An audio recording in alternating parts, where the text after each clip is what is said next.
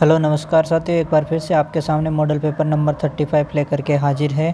दोस्तों, channel subscribe नहीं किया है तो अब तक चैनल को सब्सक्राइब कर दीजिए, बेल आइकन प्रेस कर दीजिए। स्टार्ट करते हैं अपन क्वेश्चन पेपर। वह लोक देवता जिसका भजन रम्मत प्रारंभ होने से पूर्व गाया जाता है तो रामदेव जी का। परचा बावड़ी स्थित है। परचा बावड़ी आपके रामदेवरा में स्थित है और रामदेव जी से संबंधित है। निम्न में से भेड़िए किस अभ्यारण्य में पाए जाते हैं? तो यहाँ से बात करें तो कुंभलगढ़ अभ्यारण्य में, ठीक है। और कुंभलगढ़ अभ्यारण्य जो है उदयपुर, पाली और राजसमंद 3 जिलों में फैला हुआ है। राज्य का कौन सा अभ्यारण्य उद्यान भारत के सुनहरे त्रिकोण क्षेत्र के अंतर्गत आता है? तो वो आता है केवलादेव राष्ट्रीय उद्यान।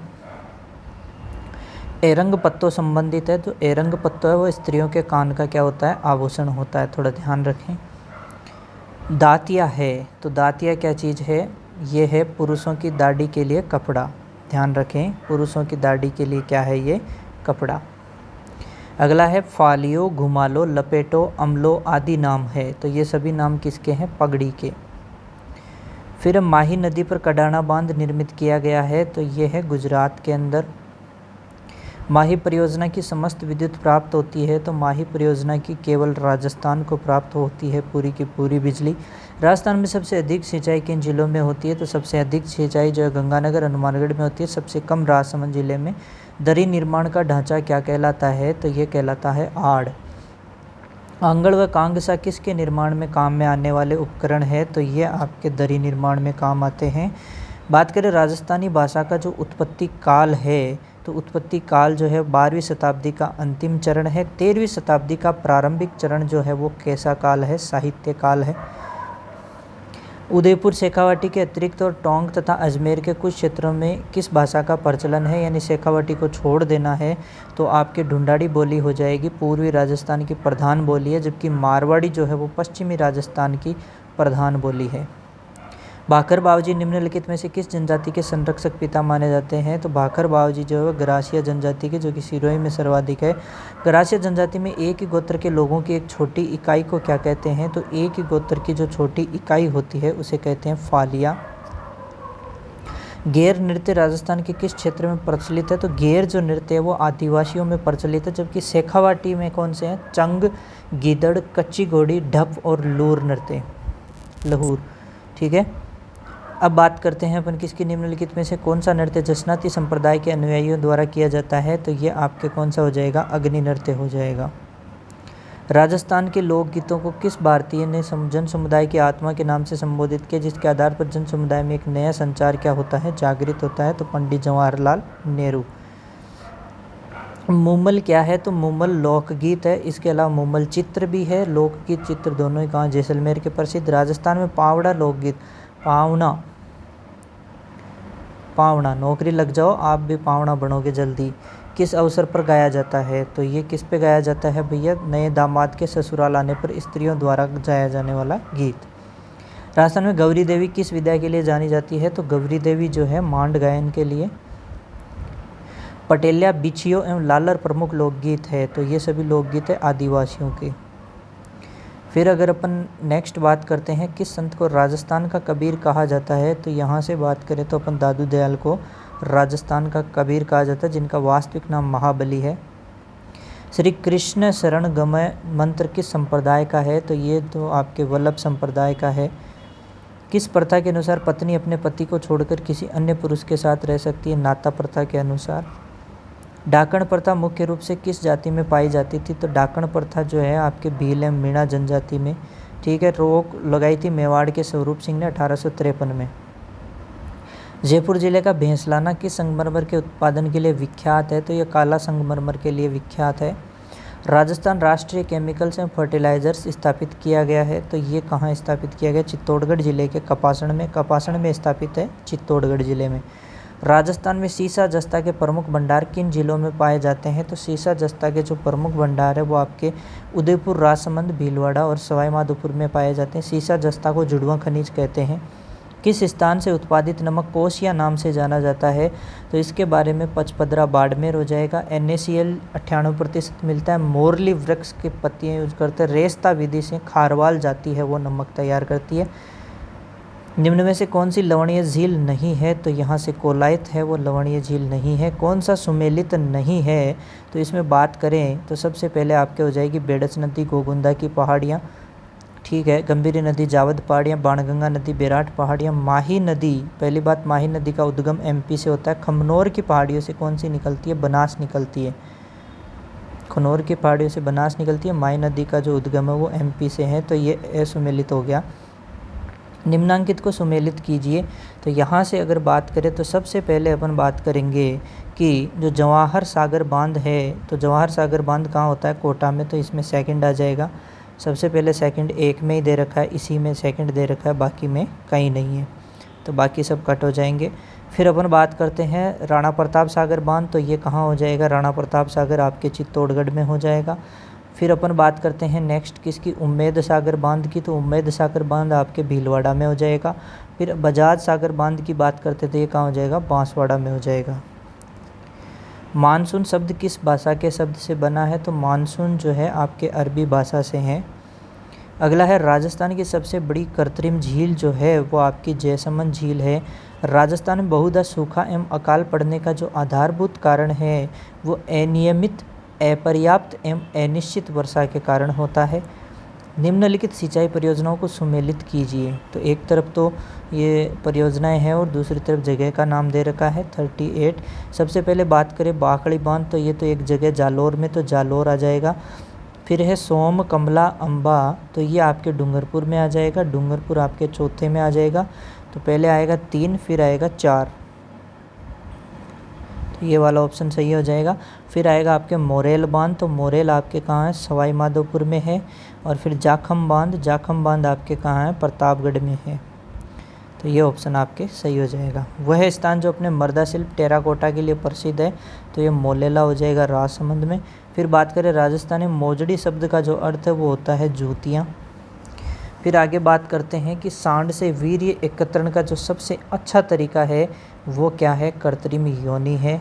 कृत्रिम योनि का जो डेनिश मॉडल, मिसिसिपी मॉडल और नॉर्वेजियन मॉडल क्रमशः काम में लिया जाता है।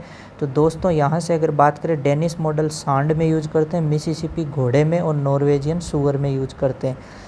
जीवित मृत शुक्राणुओं की संख्या की जांच के लिए कौन सी स्टेन काम में लेते हैं? तो इयोसिन निग्रोसिन स्टेन काम में लेते हैं। वाटरी सीमन की जो गुणता है वो बहुत ख़राब होती है।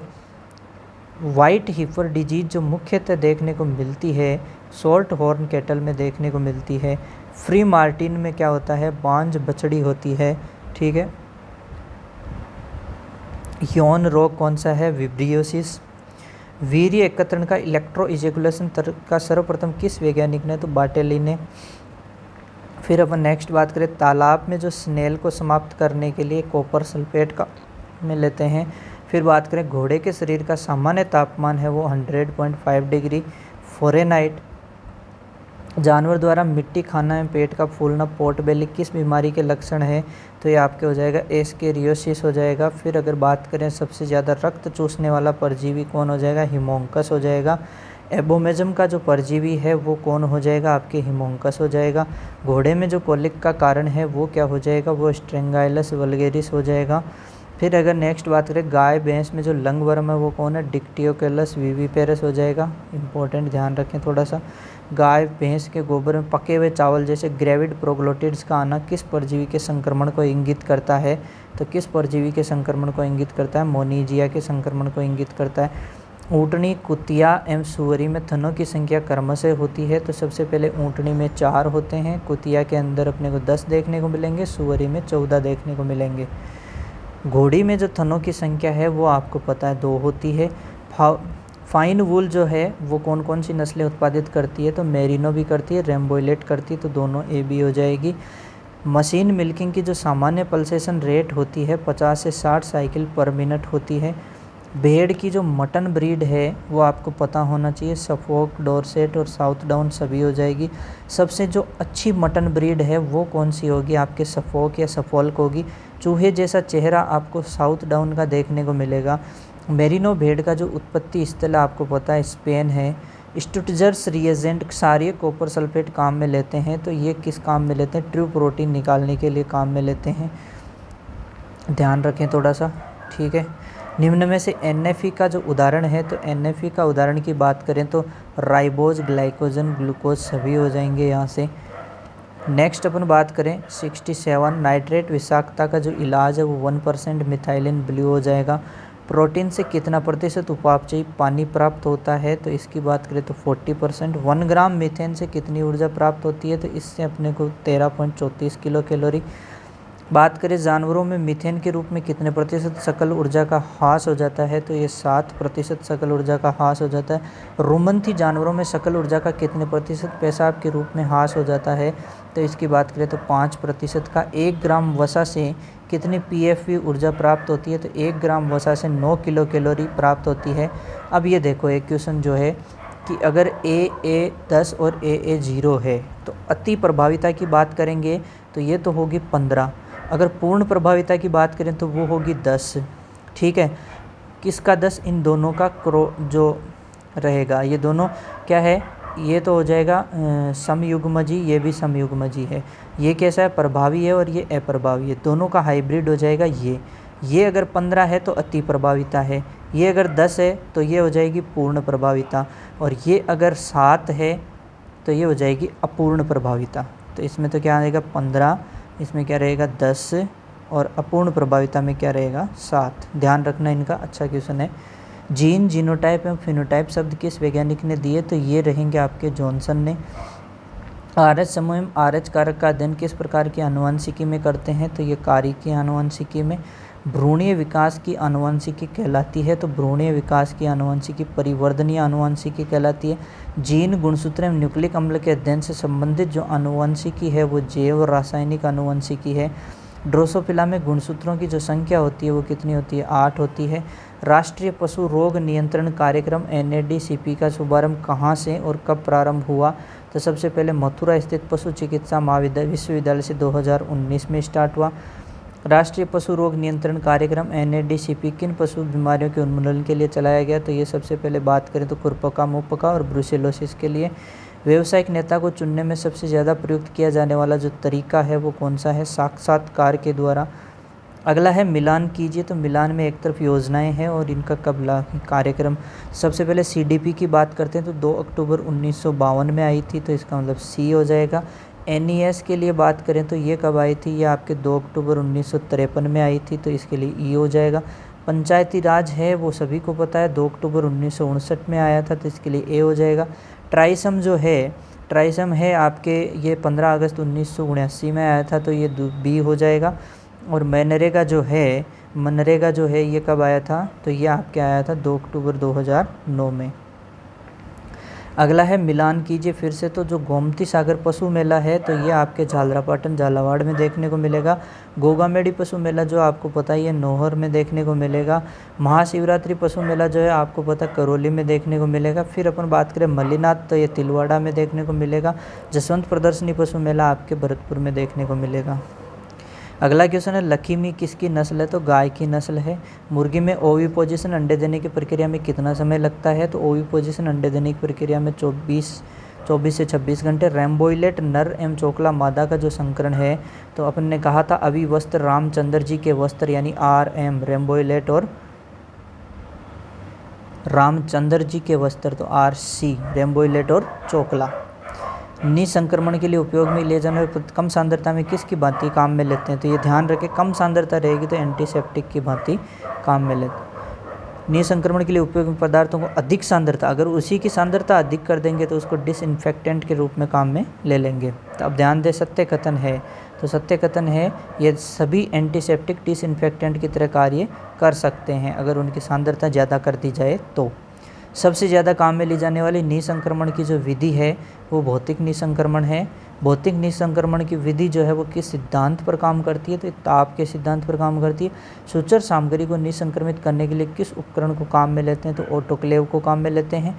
नॉन इन्फ्लामेटरी व दर्द रहित असामान्य संरचना जो होगी वो आपके शिष्ट हो जाएगी। फिर मैं बात करूं हड्डी किन कोशिकाओं से मिलकर बनी होती है, तो हड्डी की अगर अपन बात करें तो ये ओस्टियोसाइट, ओस्टियोब्लास्ट और ओस्टियोक्लास्ट उपरोक्त सभी। अगला है मिलान कीजिए, तो नींद लाए बिना उत्तेजना शांत करना, ये आपके हो जाएंगे सीडेटिव। ठीक है। नेक्स्ट है अर्ध निद्रा लाना, तो ये आपके हो जाएंगे हिप्नोटिक्स। फिर है चिर निद्रा लाना, तो चिर निद्रा के अंदर आपके आ जाएंगे नारकोटिक्स। दर्द रहित मृत्यु के अंदर आपके आ जाएंगे यूथेनेसिया। और लास्ट में एंटीसेप्टिक की बात करें तो यह हो जाएगी पोविडीन। ठीक है दोस्तों। फिर अगला फिर से एक मिलान कीजिए है, तो इसमें देखें तो इलेक्चुरी जो है वो आपके हो जाएगी मुंह के रास्ते। सपोसिटरी जो आपके हैं वो हो जाएगी आपके गुदा के रास्ते। फिर पेसरी की अगर अपन बात करें तो ये हो जाएगी योनि के रास्ते। पोल्टिस जो है आपके ये कहाँ से हो जाएगी, ये त्वचा के रास्ते हो जाएगी। और ट्यूबरकुलिन इंजेक्शन जो है वो इंट्राडर्मल हो जाएगा। फिर से मिलान कीजिए, तो ठोस दवाई को बारीक पीसना, ये आपके सबसे पहले क्या हो जाएगा इसमें से चूर्ण, तो ये इसके लिए डी आ जाएगा। फिर अपन यहाँ से नेक्स्ट जो बात करें इसमें कि औषधि को किसी विलायक में घोलना, तो औषधि को किसी विलायक के अंदर जो घोलना है वो आपके किसके अंदर आ जाएगा, वो आ जाएगा मिश्रण। ठीक है। शहद मिली हुई दवाई जीभ पर लगाना, तो शहद मिली हुई दवाई को जीभ पर लगाना मतलब चटनी हो गई। त्वचा पर लगाई गई अर्ध ठोस औषधि, तो त्वचा पर लगाई गई अर्ध ठोस औषधि जो है वो क्या हो जाएगी, मलहम हो जाएगी। और त्वचा पर लगाई गई जो तरल औषधि है वो क्या हो जाएगी, लोशन हो जाएगी। अगला है, अगले की बात करें तो अगले में आपके आ जाएगा नीला थोथा। सबसे पहले नीला थोथे की अगर अपन बात करने जाएं तो इसमें हो जाएगा CuSO4.5H2O। फिर प्लास्टर ऑफ पेरिस आपको पता है अर्ध हाइड्रेट होता है, तो CaSO4 ½ H2O आ जाएगा, तो ये D हो जाएगा। इप्सम साल्ट जो है वो हो जाएगा क्या, MgSO4.7H2O। लाल दवा, तो लाल दवा जो है वो क्या हो जाएगी आपके, लाल दवा हो जाएगी KMnO4 पोटेशियम परमैंगनेट। और कास्टिक पोटास जो है वो आपके हो जाएगा KOH। अगला क्वेश्चन फिर से मिलान कीजिए, तो आर्सेनिक विषाक्तता के लिए एंटीडोट जो है वो क्या जाएगी, BAL जाएगी। फिर अपन बात करें किसकी, जिंक की, तो जिंक के लिए आपके जाएगा EDTA। फिर बात करें मोलिब्डेनम की, तो मोलिब्डेनम के लिए आपके कौन सा जाएगा, CuSO4। फिर अपन बात करें नाइट्रेट की, तो इसके लिए 1% मिथाइलिन ब्लू जाएगा। और 5वें Fe की बात करें तो इसके लिए डिफेरोक्सामाइन जाएगा, थोड़ा ध्यान रखें, इम्पोर्टेंट है। चलिए अब फिर से बात करते हैं आगे, खीस पिलाने से किस बीमारी की रोकथाम की जा सकती है, तो ये आपके कोलिबेसिलोसिस की रोकथाम की जा सकती है। किस बीमारी में जबड़े की हड्डियों में संक्रमण होता है, तो कौन सी बीमारी में, एक्टिनोमाइकोसिस में। थनैला क्या है, यहाँ से बात करें तो ये जीवाणुजनित रोग होता है। नेविकुलर बोन कहा जाता है, तो नेविकुलर बोन की अगर अपन बात करें तो ये आपके डिस्टल सेसेमोइड हो जाएगी। फिर अगर अपन नेक्स्ट बात करें एसिटाबुलम कैविटी किस हड्डी के कोण से बनती है, तो इलियम, इस्चियम और प्यूबिस तीनों के। किसकी हिप बोन में 2 फोरामन पाए जाते हैं, तो किसकी हिप बोन में पाए जाते हैं, मुर्गे की हिप बोन में। निम्न में से किसकी एसिटाबुलम कैविटी है वो छिद्रित होती है, तो वो मुर्गे की। निम्न में से किसकी हिप बोन में इस्चियल ट्यूबरोसिटी ट्राइफिड होती है, तो इस्चियल ट्यूबरोसिटी ट्राइफिड आपको खरगोश में देखने को मिलेगी। लेटरन मेलियस हड्डी किस जोड़ में पाई जाती है, तो ये जो हड्डी आपको देखने को मिलेगी ये आपको हॉक्स-जॉइंट में देखने को मिलेगी। मेरुदंड किस फोरामन से निकलती है, तो मेरुदंड जो है वो फोरामन मैग्नम से निकलती है। कंकाल की सबसे कठोर जो हड्डी है वो आपके पेट्रियस टेम्पोरल। मानव में हृदय चक्र का जो टाइम होता है वो 0.8 सेकंड का होता है। मानव के आलिंदों में कितने समय संकुचन होता है, तो आलिंदों में आपके 0.1 सेकंड तक देखने को मिलता है। मानव के आलिंदों निलियों में कितने समय के लिए साथ साथ शिथिलता आती है, कितने समय के लिए साथ साथ शिथिलता आती है, तो 0.4 सेकंड के लिए। रक्त का थक्का जमाने वाला कारक थर्ड है, तो कारक थर्ड है वो आपके टिश्यू फैक्टर है। हीमोफीलिया बी किस कारक की कमी से होता है, तो हीमोफीलिया बी जो है वो कारक 9 की कमी से होता है। कंकाली मांसपेशी के बारे में असत्य कथन है, तो कंकाली मांसपेशी ये अरेखित मांसपेशी होती है, असत्य कथन है।